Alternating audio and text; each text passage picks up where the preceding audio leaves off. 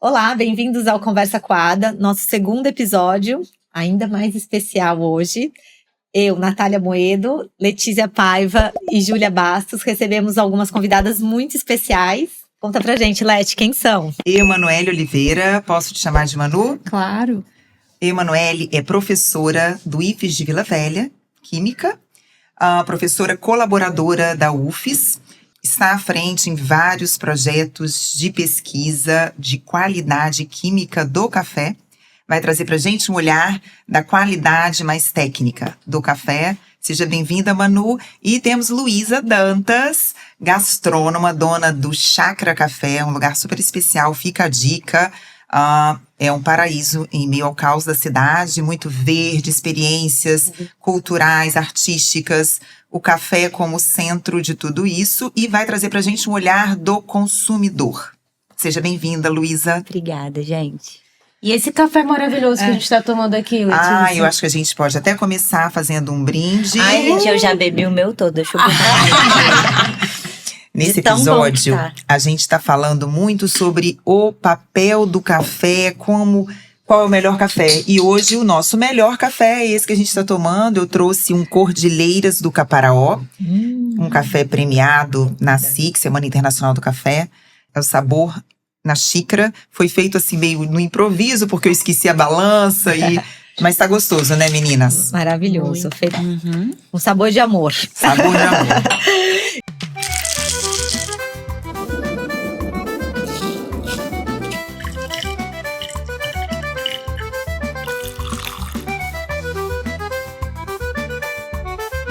E é isso, né? Hoje o nosso episódio, ele tem uma pergunta muito provocante, né?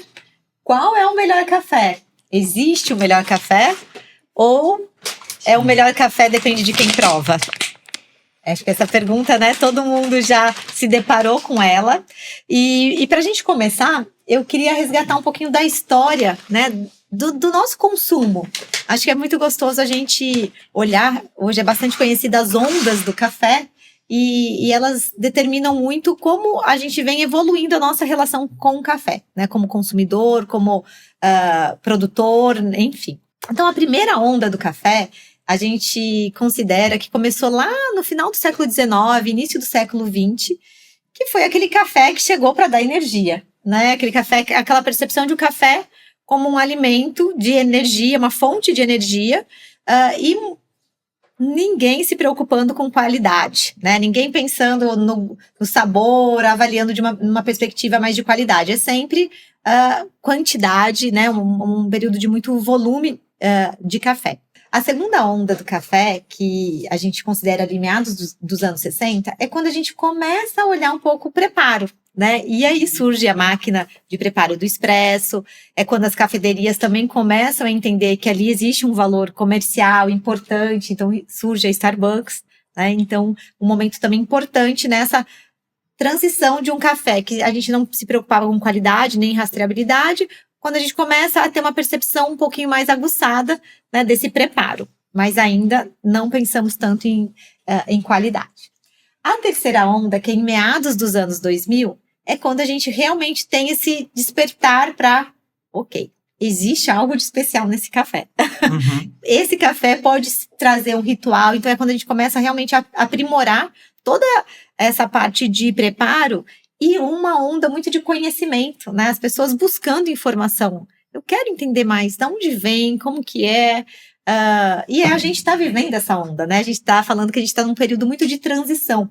Isso olhando o mundo como um todo, né? O consumidor global do café. Então a gente está transicionando para uma quarta onda, né? Que ainda ela é uma novidade, eu diria, mas essa quarta onda, ela afirma esse lugar muito de conexão do café, né? E de rastreabilidade, de história. É realmente a gente fazendo uma escolha muito mais consciente pelo café. E se espera que seja um período também de muita democratização desse conhecimento, né? Da gente realmente fazer essa transição das pessoas que estão hoje num café mais tradicional para realmente consumir, de fato, um café especial. E aí eu queria, né, a gente já podia começar pensando nesse contexto. Queria ouvir um pouco da Luísa, né? Conta pra gente, Lu, você tem sentido essa transição no mercado? Né? O consumidor está mais Sim, atento a isso? Com certeza. Eu tomei a decisão de servir só café especial na minha cafeteria. E logo no começo eu pensei assim, ai gente, mas vai vir meu avô aqui, sei lá, e vai querer tomar o café de batalha, né? E eu senti que foi uma surpresa, porque a maioria das pessoas já vai à cafeteria com a expectativa de tomar um café especial. E aquelas pessoas que vão à cafeteria querendo aquele café e fazem aquela pergunta, mas tem aquele café tradicional, normal, Ou se né, não tem cafezinho açúcar. coado. E aí eu falo, olha, a gente tem um café, explico, e aí a pessoa vai, tá bom, e experimenta, Então, se abre, né? se abre, porque eu acho que também tudo é a forma com que a gente conta a história, como a gente apresenta o produto. E então eu observo que, assim, o público mais jovem tem uma abertura muito maior e consome o café especial já, assim, quase que 100% desse público. E um público das pessoas mais velhas, algumas já se abriram, né? Mas algumas também têm um registro afetivo, um registro guardado do que o café bom é aquele café com açúcar extremamente amargo e, enfim. Então, eu sinto isso, assim, do público, sabe? Muito interessante, como é uma percepção muito individual ainda, né? E carregada com tudo isso que você falou, dessa afetividade, né? Da sua experiência pessoal. Mas é muito recente também, né? Igual você disse, Nath, é meados dos anos 2000 que a gente está entrando nessa onda de percepção de valor, de qualidade, né? Então, a maioria ainda dos consumidores brasileiros ainda bebem um café tradicional ou extra forte, que é um café cheio de defeitos, né? A Emanuele pode falar pra gente, inclusive, assim, o que é um café de qualidade química, né? O que representa isso quimicamente? Antes de entrar e responder sua pergunta, em cima do que a Lu falou, se a gente parar para pensar uns 20 anos atrás, quando alguém falava, vamos tomar um café, a gente pensava numa padaria. Sim. Porque não tinha essa onda de cafeteria. Então, hoje, a cafeteria já está muito mais associada à experiência, ao café especial. E quem vai, normalmente, eu acredito, são as pessoas que buscam esse tipo de café e esse tipo de experiência. E isso é muito legal, porque o consumidor está mudando também, né? Uhum. E aí entra muito essa questão que foi falada, de levar ao consumidor essa percepção, essa experiência, essa oportunidade de conhecer. Uhum. Que até alguns anos atrás, ouvia-se falar, mas quando você falava com um brasileiro sobre isso, falava assim, não, mas não fica no Brasil. Vai tudo O pra café, fora. o café especial vai para fora, então por isso que a gente não conhece. E hoje ele já tem ficado porque já existe um público para ele. Ainda muito pequeno, perto do que a gente pode alcançar, Sim. mas já existe um público. E aí, agora, respondendo a pergunta, o termo café especial não é porque ele é melhor do que o outro só pelo nome, mas existe todo um cuidado maior ao longo da cadeia que permite que aquele café seja especial. Porque quando a gente fala de um café extra forte, um café tradicional, o preparo dele é feito daquela forma exatamente para mascarar aquilo que não é bom no café. Então, uma das etapas ao longo da produção é a classificação do café, que é onde separa-se os defeitos. Então, quando a gente tem um café tradicional, um café extra forte, está associado àquele café com mais defeitos. E para que o consumidor não sinta esses defeitos, é feita aquela torra que a gente conhece, bem escura, que é a responsável pelo amargor do café extra forte, do café tradicional. O café, ele até tem um nível de amargor, mas muito equilibrado, quando a gente fala de café especial. Muito suave esse amargor, né? Agora, quando a gente vai para um café extra forte, esse amargor está basicamente associado à torra que foi feita nele. Então, o café especial, ele realmente mostra o que é o café. E que é resultado de todo um cuidado ao longo da cadeia, desde a colheita, de fazer uma colheita seletiva, de colher os frutos maduros, de na hora de fazer o processamento ter todo um cuidado, principalmente sanitário, né, ao longo do processamento, a secagem, escolher uma torra ideal para aquele café. E aí entra a importância do mestre de torra também, porque cada café tem a sua característica, e às vezes um mesmo produtor, numa mesma fazenda, no ano o café tem uma característica, no outro ano tem outra característica, porque o café nada mais é do que a junção de todos esses fatores, né? Tanto de processo, mas como ambiente, clima, o terroir que a gente fala tanto em relação a vinho, que hoje está entrando no mundo do café, o café tem mostrado isso. O café é o resultado de tudo isso. E quando a gente toma um café especial, a gente pode perceber esse cuidado ao longo da cadeia. E Manu, olha uma pergunta. Eu soube, assim, nos bastidores, que você não gostava de café. Pois é. Na verdade, a maior parte da minha vida eu não tomei café. Estou confessando aqui. Porque eu não gosto de coisas amargas. E querendo ou não, a gente sabe que culturalmente, quando você fala de café, principalmente para as pessoas mais antigas, é aquela bebida amarga, preta. Quanto mais preta, melhor, né? Quanto mais preta, melhor. Café forte, amargo. Nunca gostei. Nem com leite eu conseguia tomar. Sim. E eu passei a tomar café quando eu comecei a trabalhar com café. Então, eu não cheguei a ter essa experiência do café tradicional. Que sorte! Também acho. Também acho.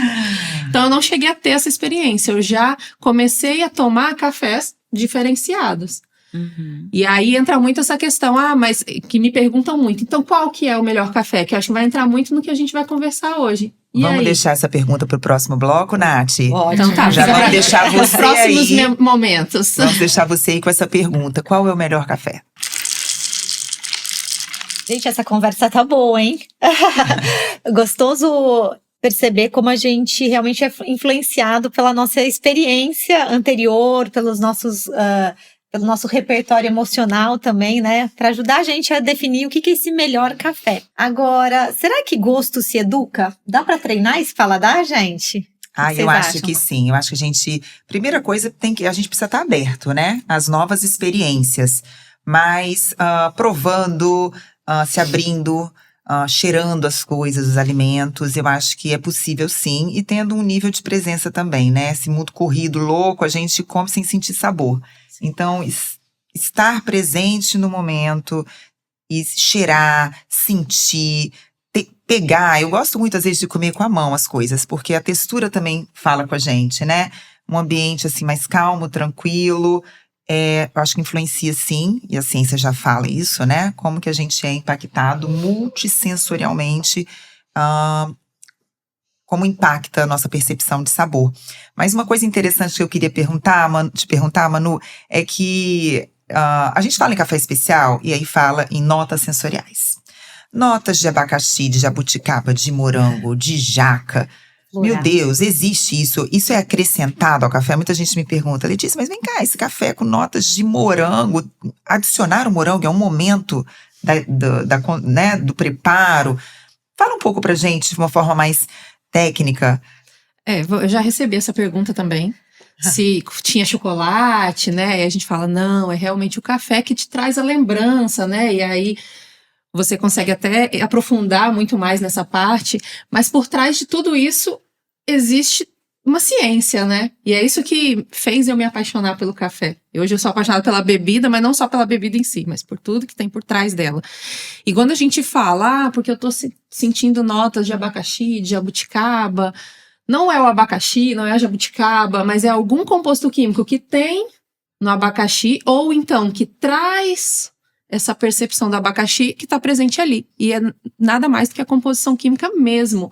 A gente tem trabalhos em que a gente estuda a composição volátil, que são os principais responsáveis por aroma, sabor, fragrância. E existem técnicas que a gente estuda quem são os compostos que estão presentes naquele café. E a gente consegue já relacionar com as notas sensoriais, aquelas que estão lá na roda de sabores. Tal nota sensorial está associada a frutado, floral, chocolate. E também características negativas. Fenólico, vegetal. A gente consegue já associar. Já existe trabalhos na literatura, livros que trazem essa correlação. E aí, quando a gente para pensar na análise sensorial, se a gente pensar um pouco mais a fundo, ela ainda é uma análise subjetiva por depender de uma percepção individual de cada um. Por mais que os provadores sejam treinados, calibrados, ele tem toda vamos dizer assim, uma carga que é trazida de toda a sua formação, seu repertório, né? E aí a análise química, ela vem para validar isso, para realmente dar segurança ao que está sendo avaliado. E até mesmo, muitas das vezes, facilitar o trabalho do provador, que às vezes tem que provar centenas de amostras num concurso, por exemplo. A gente consegue, às vezes, já ajudar e dar esse suporte. Porque, querendo ou não, tudo que a gente sente na xícara nada mais é do que fruto de toda a composição química que tem ali. E que foi formada ao longo de toda a cadeia. Porque mudou o processamento, se é o mesmo café, a gente vai ter outra composição química e automaticamente outra percepção sensorial. Mudou a torra, a mesma coisa. Então, tudo que a gente sente nada mais é do que fruto da composição química que foi sendo formada ao longo de toda a cadeia. Manu, incrível esse trabalho, riquíssimo. Agora eu vou fazer só uma tradução, assim, ó, para quem tá nos ouvindo. Essa parte aí da análise química, que, né, a Manu falou dos voláteis químicos, isso é percebido pelo nosso nariz. A gente cheira e junto com as papilas gustativas a gente tem percepção de sabor. Então, gente, nariz é importantíssimo. O cheiro do café impacta na nossa percepção de sabor. Com certeza. Interessante, né? Como a ciência, né? A neurociência, a ciência físico-química do café tem evoluído para nos dar tantas informações, né? E entender cada vez mais essa nossa experiência com café. Obrigada a vocês, pesquisadores, que contribuem aí com a gente. Maravilhosos. A gente sempre fala do IFES, né? Quanto o trabalho que vocês fazem, o Coffee Design, e somos todos apaixonados por vocês. Podemos deixar aqui na descrição também, né? Para o ouvinte aí seguir o Coffee Design, porque traz muita, inclusive cursos de classificação para quem tá mais na área, torra. E queria saber, assim, na ótica do consumidor, Luísa, porque eu tento mostrar pra minha mãe, não gosta de café, e minha avó só toma aquele café extra forte, tradicional, com muito açúcar. Ralo e com muito açúcar. E aí eu levo vários cafés de produtores, o meu, né, o meu próprio café também. Toda vez que a gente lança um café novo, eu levo pra ela, falo, vamos experimentar esse. Minha avó só toma com açúcar. Eu queria saber, na sua visão, como que é isso no varejo, né, na ponta, pro consumidor? Você acha que o ambiente de estar numa cafeteria legal, de você explicar a história do produtor, isso faz diferença na percepção de valor e sensorial do consumidor? Com certeza. Sobre pensar se o gosto se educa ou não, eu sinto que o repertório que a pessoa tem, os contatos que a pessoa tem ao longo da vida dela, molda o gosto, né? Uma percepção muito subjetiva, eu acho. Então, com essa entrada dos cafés especiais no mercado, a disponibilidade disso para os consumidores, abriu muito o nosso repertório de paladar, das possibilidades do que é um café bom, um café ruim, um café conilon, um café arábica, os tipos de torra. Mas eu vejo muito que quando as pessoas não entendem ao que esse educar o paladar serve, elas não se preocupam muito em se forçar a educar, porque o alimento, a bebida, ela tá muito nesse lugar de prazer, né? Sim. A não ser quando a gente fala de uma restrição alimentar, uma dieta, alguma coisa onde a pessoa se sente obrigada a educar o paladar dela. Então, para algumas pessoas como meu avô, a sua avó, eu sinto que eles não percebem o valor de educar o seu paladar às vezes, por isso não se abrem. Mas quando a gente está falando de uma mudança de mercado, uma mudança de paradigmas também do que importa, eu vejo essa mudança e isso se reflete não só no café, como em tudo na vida. Eu tenho reparado uma vontade de estar mais presente, de valorizar as conexões, de desacelerar um pouco, de perceber, né, realmente aquele momento de estar com uma amiga, com alguém que a gente ama, tomando, degustando aquele café. A experiência. Então, a gente tem observado uma mudança no mercado, não só do café, como tudo, a importância da experiência, né? E a geração Z, essa geração mais nova que tem vindo, tá focada muito na experiência, na saúde. Sim. Então, um awareness muito maior das suas sensações. E eu acho que a forma com que a gente conta as histórias afeta demais a experiência que a gente tem de tudo na vida, não só do café, né? Então, a gente experiencia tudo, a realidade, através das nossas lentes, dos nossos sentidos. E a minha lente é diferente da sua, é diferente da Letícia, da Manu. E essas lentes, o gosto, que eu chamo de lente, é formado através do nosso repertório. Mas quando a gente está num ambiente como o que eu tento criar, as cafeterias tentam criar, que te convida a ter mais atenção naquilo que você está fazendo, quando você conta a história, quem produziu esse café, quem colheu, quem torrou, tudo isso eu acho que contribui para uma maior awareness, para uma maior presença no momento em que você está degustando. E isso te permite perceber, como a Letícia falou, né? Às vezes a gente tá numa correria, só engole o café, só... Leva pro carro e bebe de qualquer jeito. Exatamente. Né? E quando a gente tem esse realmente convite para tornar o café esse ritual, esse momento de presença, a gente se abre para entender, nossa, tem aroma, tem outros sabores, tem outras coisas. Então eu acho que a gente vai criando e transformando o nosso gosto através das experiências que a gente tem. Eu adorei o que você disse, quando a gente se abre ao que importa, né? Assim, quando a gente põe essa pergunta na mesa ou na nossa percepção, a gente realmente consegue explorar, né? Seja o café ou qualquer outra coisa, de uma forma muito diferente. Adorei. Se permitir. Se permitir. Viver a experiência, né? É o que a Muito gente está vivendo agora, neste momento.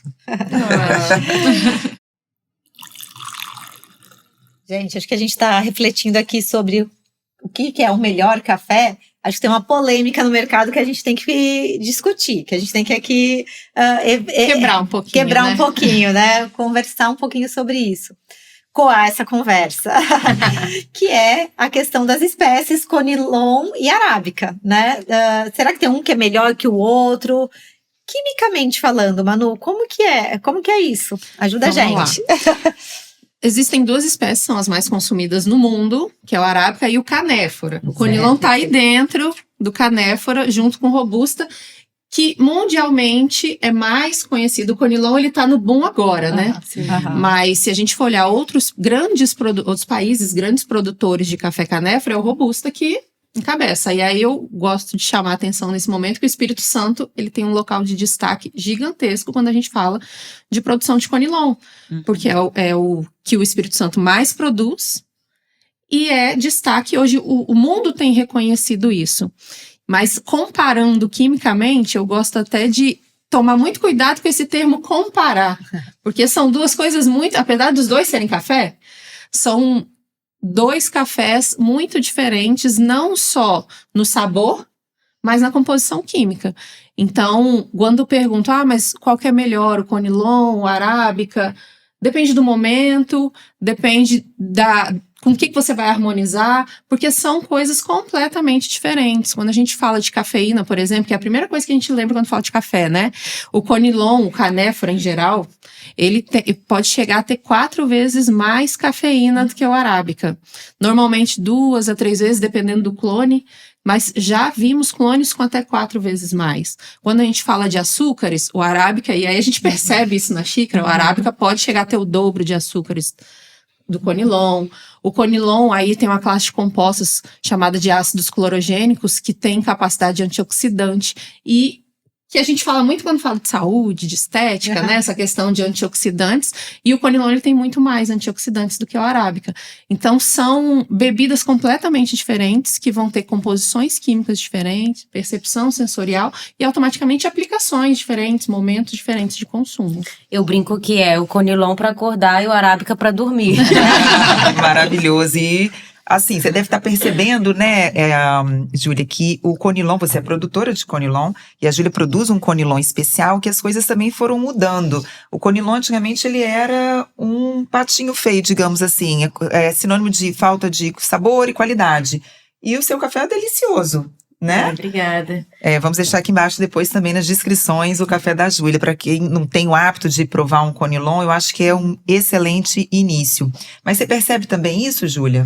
Eu percebo, e principalmente que o café especial é a forma como você cuida dele, né? Nos processos, desde do plantio até o momento que você vai servir pro consumidor final ali, né? Então, não existe isso de variedade, ser uma melhor do que a outra. Eu acho que os dois têm o seu lugar, os dois não são comparados, cada um é uma bebida completamente diferente da outra.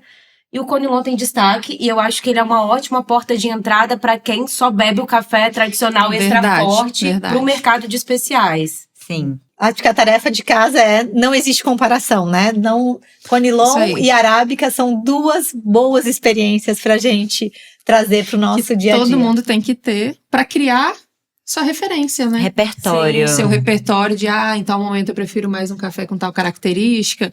Dentro de bebidas arábica, mas dentro de bebidas de Conilon também.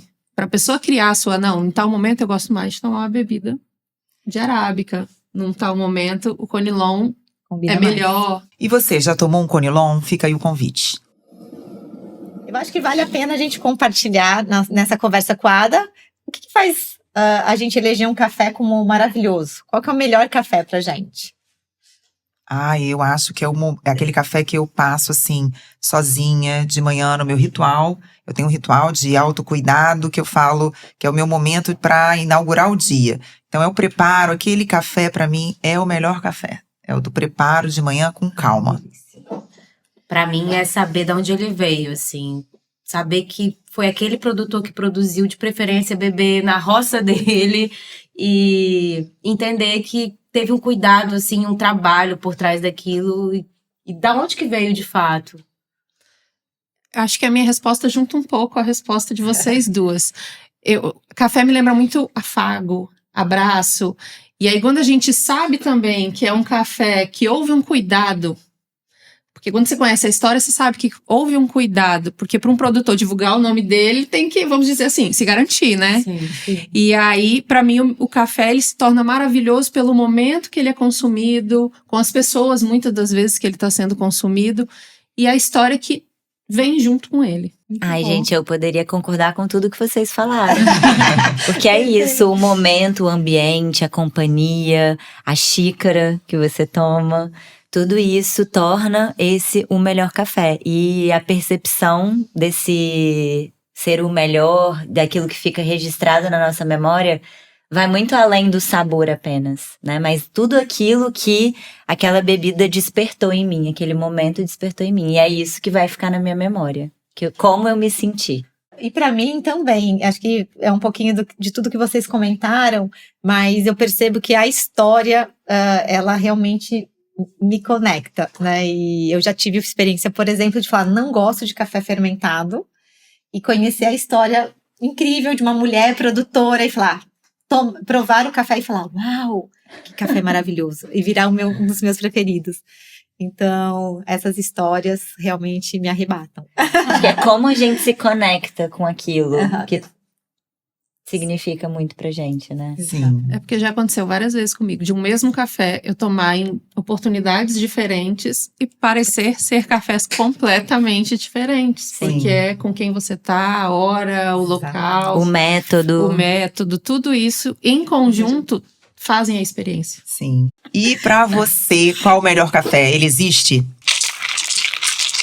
E a dica do episódio de hoje é moagem do café. Muita gente me pergunta, Letícia, pra que comprar café em grãos se já tem moído no supermercado? Café em grãos moído na hora garante qualidade de sabor e frescor, uma bebida mais saborosa e fresca. E hoje já é possível encontrar moedores elétricos, baratos no mercado. Moedores menores, tem para todo gosto e todo bolso. Vale a pena investir no moedor, moer o café na hora do preparo, você vai ter mais sabor e mais frescor. Eu vou deixar aqui embaixo nas descrições algumas dicas de moedor, mas se você quiser saber mais, manda aqui embaixo, moedor, que eu mando mais informações. E a indicação deste episódio para acompanhar o seu café é uma leitura de uma revista, a revista Expresso. É uma revista trimestral.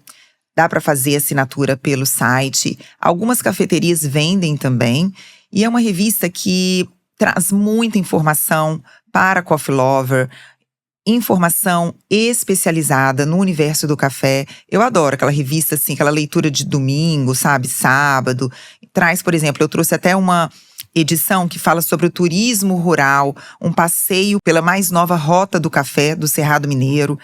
Traz assim, origem Peru, cafeterias especiais, o renascimento do mercado, agricultura regenerativa. Então, tem entrevista, traz muita coisa interessante do universo do café para ficar todo mundo bem atento aí e ligado às novidades deste universo que a gente ama. E neste mês de junho vai acontecer o São Paulo Coffee Festival, nos dias 27, 28 e 29. Para quem nunca foi, vale super a pena. É um festival super bacana. Acontece lá no Parque Ibirapuera, no Pavilhão Bienal. É uma feira linda. Muitos expositores, muita venda de café, oficinas interessantíssimas. Na edição do ano passado eu dei uma oficina sensorial. As oficinas são gratuitas. Tem que chegar cedo para pegar a senha, né, e conseguir participar, porque são poucas vagas. Mas eu super recomendo, se você é coffee lover ou se você é do mercado, trabalha com café, é uma feira muito, muito legal. Fica a dica. Infelizmente, o nosso episódio está chegando ao fim, mas eu queria agradecer imensamente as nossas convidadas. Emanuele e Luísa, muito obrigada pela contribuição de vocês. E queria pedir para vocês que assistiram e gostaram para seguir a nossa página no Instagram, Conversa Coada, seguir a gente no Spotify, curtir o episódio e comentar aqui, né, qual é o melhor café para você. E lembrar, talvez o melhor café não exista. Existe aquele café que faz sentido para você.